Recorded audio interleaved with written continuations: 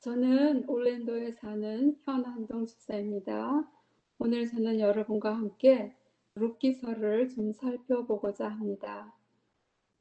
룻기서는 사무엘 선지자가 쓰셨다고도 하고 또 다윗 왕이 저술했다고도 합니다. 사사 시대에 있었던 일로 룻이라는 모압의 이방 여인이 하나님을 섬기기로 한 굳은 믿음으로 그녀에게 어떠한 일이 일어났으며 그녀의 가문을 어떻게 일으켜 세웠는가를 보여주는 그러한 내용입니다. 더 나아가서는 하나님이 죄인된 우리를 위하여 예수님을 통하여 구속해 주시는 구속의 역사를 보여주시는 중요한 역사서이기도 하고요. 또 한편 우리를 향하신 무한하신 하나님의 사랑을 보여주시는 사랑의 장이기도 합니다. 본문에 들어가면요. 유다 베들레헴에 사는 엘리멜렉은 그곳에 흉년이 들자 부인 나오미와 두 아들 기럯과 말론을 데리고 모압 땅으로 이주를 합니다. 모압 땅은 근친 상간에 의하여 이루어진 민족으로 성이 상당히 많이 문란했고 우상 숭배가 아주 심한 나라였습니다. 하나님의 백성이 먹고 사는 세상의 염려로 인해서 살기 위해 들어간 곳입니다. 그러나 얼마 지나지 않아 엘리멜렉이 죽었고 또 두 아들도 결혼했지만 그 가정의 재난이 겹쳐서 두 아들마저 상속자가 없이 둘 다 죽게 됩니다. 한 집에 세 명의 과부들만 살게 된 것이죠. 집안의 사실은 한 명의 과부만 있어도 상당히 안타깝고 슬픈 이야기인데 세 명이 한 집에 과부가 산다고 생각하면 너무나 참 너무 안 됐고 참 비참했을 것 같은 제 마음입니다. 나오미는 그때 생각한 것이 모든 것이 자기의 잘못으로 일어난 일이며 자기의 잘못은 하나님이 계시는 곳과 멀어졌기 때문이라고 생각을 하고 모압을 떠나 베들레헴으로 돌아갈 결심을 하고 두 며느리와 함께 길을 갑니다. 그때 나오미가 다시 며느리들을 불러 말을 합니다. 너희는 살 길을 찾아서 떠나 너희 어머니의 나라로 돌아가서 하나님께서 너희들에게 복을 주셔서 남편을 만나 편하게 살기를 원한다고 이렇게 말을 합니다. 처음에 이런 말을 했을 때는 둘 다 떠나지 않겠다고 했지만 두 번째 그러한 의견을 내놓았을 때 첫째 며느리는 떠났고 작은 며느리인 룻은 어머니를 떠나지 않겠다고 굳은 결심을 자기의 마음을 나오미에게 이야기를 합니다. 룻기 1장 18절에 보면 이게 나오미의 아주 굳은 결심인데요. 어머니가 섬기는 하나님을 나의 하나님으로 섬기며 어머니의 백성이 나의 백성이 되게 하겠다는 그러한 굳은 결심을 하고 그런 말을 했을 때 나오미가 생각하기를 정말 나를 따라 나서겠다고 굳은 결심을 했구나 이런 생각을 하고 같이 데리고 갑니다. 룻은 그 당시에 두 과부가 베들레헴에 사실 가봤자 어떠한 대접도 받을 형편이 아니라는 것을 잘 알았지. 그러니까 한마디로 말하면 자기들의 입장이 별 볼 일 없다는 걸 알았지만 그래도 나오미를 따라가려고 한 것은 오로지 그녀가 하나님을 믿고 살기로 결심했기 때문입니다. 우리는 여기서 룻이 하나님을 경외하는 마음이 얼마나 컸었는지를 알 수 있습니다. 베들레헴에 그들이 도착했을 때 온 성읍 사람들이 나와서 룻과 나오미를 대하며 이야기들을 합니다. 그때 나오미가 말하기를 나를 나오미라고 부르지 말라. 그 뜻은 사랑스러운 자, 은혜로운 자 그런 뜻이라고 합니다. 그러니까 나를 나오미라고 부르지 말고 마라라고 부르라고 쓴물이라고 부르라고 하면서 내가 이곳을 떠날 적에는 상당히 풍족하게 떠나지만 이제는 남편 자식 다 잃고 빈손이라는 것을 인정하고 자기는 자기가 생각할 때 이것이 하나님께서 자기를 치셨으므로 이렇게 처량한 모습으로 돌아오게 되었다는 것을 말합니다. 이와 같이 우리들도 나오미가 자기의 잘못을 깨닫고 죄악 세상에서 하나님이 계신 베들레헴으로 즉시 돌아온 것처럼 우리의 잘못을 깨닫는 것이 중요합니다. 그것을 깨달은 즉시 죄악 세상에 있는 우리의 마음을 하나님께로 돌이키는 것이 또한 매우 중요합니다. 때는 추수철이라 룻은 보리 이삭을 죽으러 나가게 되었고 거기서 보아스를 만나게 됩니다. 보아스는 우리에게 예수님을 표상하지요. 그 농장에서 보아스는 룻이 나오미가 모압에서 데려온 소녀라는 것을 들었고 이방 여인으로서 시어머니에게 행한 여러 가지 착한 행실을 먼저 들었으므로 자기 일꾼들에게 명하여서 그녀를 건드리지 말라고 명령을 합니다. 그 당시 고대에 이삭을 줍는 과부들의 부류는 상당히 하위층이기 때문에 그곳에서 일하는 남자들에게 성폭행을 당하여도 누구한테도 아무런 도움을 받을 수가 없었고 또한 법적인 차원에서도 보호를 전혀 받을 수가 없는 그런 형편이었다고 합니다. 그러니까 보아스가 그런 명령을 왜 하였는지 우리가 이해할 수 있는 대목입니다. 또한 룻에게 추수가 마칠 때까지 다른 곳에서 이삭을 줍지 말고 자기 밭에서 계속 주라는 말을 하면서 여러 가지 은혜를 그녀에게 베풉니다. 또한 일꾼들에게 단에서 베는 사이 단에서 이삭을 조금씩 빼내어 그녀가 줄 수 있도록 할 것과 그녀를 또한 일할 때 책망하지 말라는 그러한 명도 내립니다. 보아스는 이방 나라에 와서 고생하는 룻을 불쌍히 여기는 그 마음을 엿볼 수 있고 그 모습 속에서 우리를 불쌍히 여기시며 바라보시는 예수님을 우리가 또한 만날 수 있습니다. 집으로 돌아온 룻은 나오미에게 그동안에 있었던 모든 일을 이야기하면서 내가 오늘 이삭을 주운 곳은 보아스의 밭이라는 것을 말하였을 때 나오미는 그가 우리의 기업을 물을 자 중에 하나라고 룻에게 말을 합니다. 고대 이스라엘에는 토지 매입과 매도, 그다음에 또한 상속권의 부활 제도라는 것이 있었습니다. 그것을 먼저 우리가 알 필요가 있어요. 이 기업 물을 자 때문에. 그래서 살펴보니까 첫 번째로 땅의 원주인은 하나님이시므로 토지를 팔지 않는 것이 원칙입니다. 그것은 레위기 25장 23절에 있고요.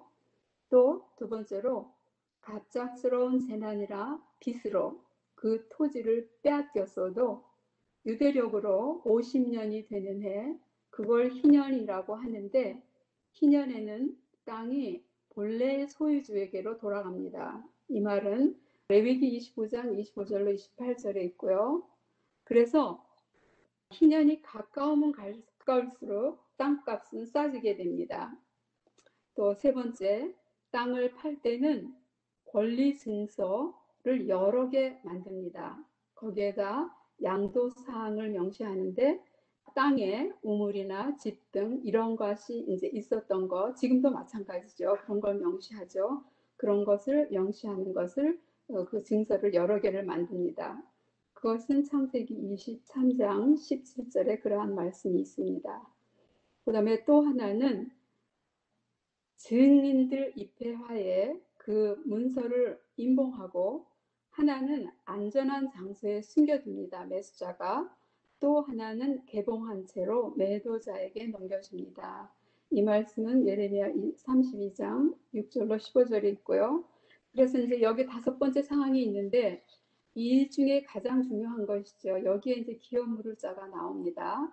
다섯 번째 사항은 뭐냐 하면 재산권을 상실한 가정에서 상속자가 없이 남편이 죽으면 가장 가까운 친족이 그 미망과 결혼하여 죽은 친족의 명예와 재산을 회복할 수 있는 제도입니다.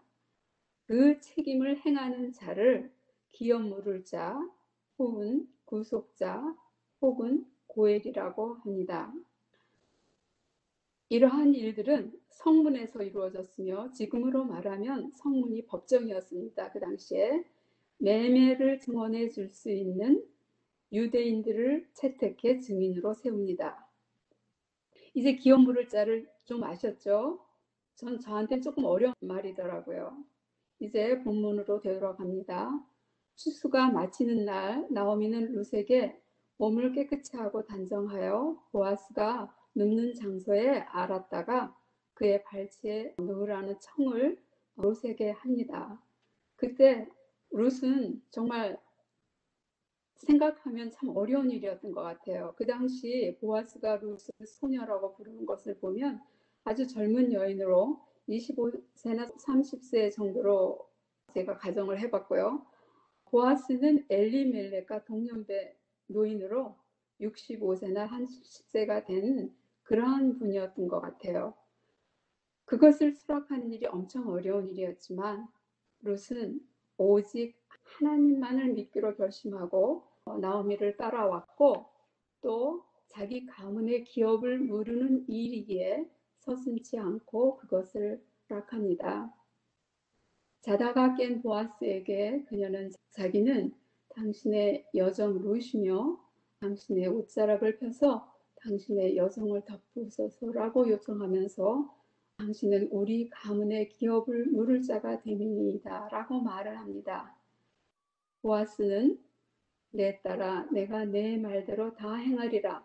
그러나 나보다 더 가까운 친족이 있으니 그의 의사를 들은 후에 그가 책임을 지지 않겠다고 하면 그때 내가 그 책임을 지겠다면서 보리를 6번 되어서 주며 시어머니에게 돌려보냅니다. 이것은 보아스가 나오미의 마음을 알았기 때문에 자기의 마음을 나오미에게 알리는 그러한 일이 되겠습니다.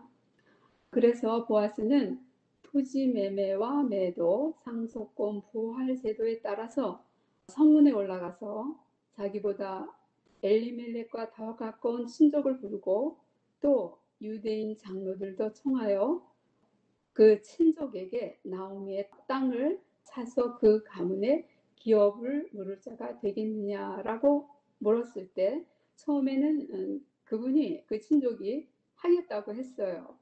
그런데 왜 내가 나오미가 땅을 파는가 생각을 했는데 보니까 그것이 이렇게 됐더라고요. 처음에는 엘리멜렉의 땅이었지만 그가 돌아가심으로 두 아들에게 상속이 되었고 그 두 아들이 죽음으로 그 부인한테 다 돌아가는 것이었지만 한 사람은 벌써 이방으로 돌아갔고 또 룻도 여인이었기 때문에 상속 문제가 좀 있기 때문에 그 땅을 나오미가 관리를 한 것이에요. 그래서 이제 나오미에게 땅을 사서 그 가문에 모르겠냐고 물었을 때 그가 하겠다고 했지만 4장 5절에 보면은 다시 사겠다고 했을 때 그런 말을 보아스 장로가 합니다. 나오미의 땅을 사고 그 땅을 사는 날에 곧 죽은 자의 아내 모압 여인 룻에게서 사서 그 죽은 자의 기업을 말론의 이름으로 세워야 한다고 말을 하자 그 친족은 자기 재산에 손해가 있을까 하여 거절을 합니다. 그리고 보아스에게 내가 물으라 하며 신을 벗어 증거를 삼습니다. 그 친족이 생각한 건 나오미의 기업만 물으게 되면 분명 자기에게 유익이 돌아오게 됩니다. 왜냐하면 이스라엘 사회에서는 어떤 사람이 땅을 팔아도 희년이 되면 도로 찾을 수 있었지만 상속자가 없는 자의 땅을 물으게 되면 말하자면 사게 되면 그것이 물은 자에게 영원히 속하게 되어 그 물은 자는 그의 기업을 확장시키기 때문입니다. 그러나 이제 4장 5절 말씀과 같이 땅을 산 후 룻과 결혼하여 아들을 낳으면 그 아들에게 상속하게 되어 엘리멜렉 가문의 이름을 입게 되므로 자신에게 재산상의 손해를 입을 것이기 때문에 거절을 했고 또한 룻을 불쌍히 여기는 마음이 없었어요. 그래서 자기의 신을 벗어 자기의 마음의 확실함을 보여주었습니다. 그래서 보면 4장 9절로 10절에 보아스는 장로들과 모든 백성에게 내가 엘리멜렉과 기룡과 말론에게 있는 모든 것을 나오미의 손에서 산 이래 너희가 증인, 아까 유대인들을 증인으로 세웠죠. 성문에서 증인이 되었고 룻을 나의 아내로 맞이하고 그 죽은 자의 기업을 그의 이름으로 세워 그의 이름이 형제 중에서 그곳 성문에서 끊어지지 아니하게 함에 너희가 오늘 증인이 되었느니라고 말을 합니다. 그래서 보면 11절에 모든 사람이 축복을 해주고 13절에는 드디어 보아스가 룻을 아내로 맞이하여 결혼을 하고 또 그 사이에서 낳은 아들이 오벳이고 그의 아들이 이세, 다윗, 그러면서 예수 그리스도가 탄생하므로 룻은 그 예수님의 계보에 이름을 올리는 영광과 성경의 주역이 된 것입니다. 여기서 우리가 지금 말하고 있는 그 1, 2, 3 원칙에서 볼 때 룻기 1장은 1번이죠. 그리고 보아스는 2번이 되겠고 그다음에 룻기 4장은 3번이 되겠죠. 그래서 보면 룻기 1장에서 보면 남편을 장례식을 치르는 장면이 나오고 보아스를 만나서 결혼을 하게 되고 그래서 그런 축복을 받았고 또 슬픔의 눈물을 흘렸지만 기쁨을 되찾을 수 있었고 불안하고 고단한 삶이었지만 편안하고 보아스를 만남으로 편안하고 안전한 삶이 되었고 정말 저주받은 삶이라고 생각했지만 보아스와 함께함으로 축복받은 삶을 갖게 되었고 베들레헴으로 오지 않고 그냥 모압으로 돌아갔다면 이 여인은 평범한 보통 여인에서 예수님의 계보를 잇는 역사 속의 주인공이 되었고 성경에 이름이 있는 영광을 얻게 됩니다. 그래서 고통에서 찬송하는 삶으로 이어집니다. 우리가 여기서 배워야 할 가장 중요한 것은 하나님만을 섬기기로 한 그런 굳은 결심을 했던 룻이 그녀의 결심을 행동으로 보여준 믿음이었으며 그 믿음의 결과로 하나님께서 주신 아름다운 상급입니다. 여기에 적절한 성경절 히브리서 11장 6절 말씀을 나누고 싶습니다. 믿음이 없이는 하나님을 기쁘시게 못하나니 하나님께 나아가는 자는 반드시 그가 계신 것과 그가 자기를 찾는 자에게 상 주시는 자이심을 믿어야 할지니라 라는 말씀이고요. 또 한 가지 여기서 중요한 것은 지구의 원주인은 하나님이시지만 지구상에 살고 있는 우리가 죄를 지었기 때문에 그 소유권이 사단에게 넘어갔고 하나님의 아들 예수님이 십자가에서 돌아가심으로 우리의 죄값을 지불하시고 지구의 법적인 소유권을 되찾아 오셨습니다. 그래서 우리가 예수님과의 혼인관계, 예수님은 신랑이 되시고 우리는 신부가 되는 그러한 관계에 들어가게 되고 또 예수님은 또 우리의 기업 물을 자가 되신 것입니다. 여기에 성경절 이사야 53장 6절 말씀을 보겠습니다. 우리는 양 같아서 그릇 행하여 각기 제 길로 갔거늘 여호와께서는 우리 무리의 죄악을 그에게 담당시키셨도다 하는 말씀이 있고요. 로마서 5장 8절에 보면 우리가 아직 죄인 되었을 때에 그리스도께서 우리를 위하여 죽으심으로 하나님께서 우리에게 대한 자기의 사랑을 확증하셨느니라 하는 말씀과 같이 하나님께서 우리들을 얼마나 사랑하시는가를 이 시간 깊이 깨닫는 저와 여러분이 되시고 또 룻과 같은 굳은 믿음이 있는 자가 되어서 하나님을 기쁘시게 하는 우리 모두가 되시기를 소망합니다. 이상입니다.